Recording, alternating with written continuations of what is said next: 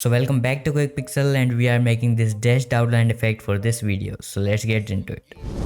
Alright, so first of all you need to import your image, and if you want to use the same image I'm using for this, the image link will be in the description. So first of all you need to make a selection around your subject. So I'm gonna use select subject, but you can use pen tool or even quick selection tool, whatever works for you.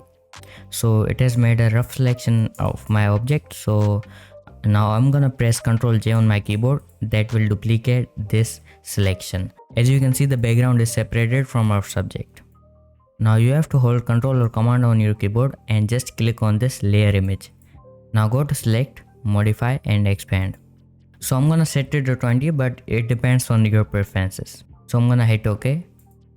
As you can see, it has expanded our selection. Now click on any selection tool from here and right click and select make work path. Set the tolerance to 2 and hit OK. Now create a new layer from here and click on this adjustment icon and click on this solid color. So now press P on your keyboard or just select this pen tool and set the filter to transparent. Click on the stroke and set it to a white and increase the pixels a bit. And click on the stroke options and select dashed. So that was it for the video. If you like to see more videos like this, make sure to subscribe and see you in the next one.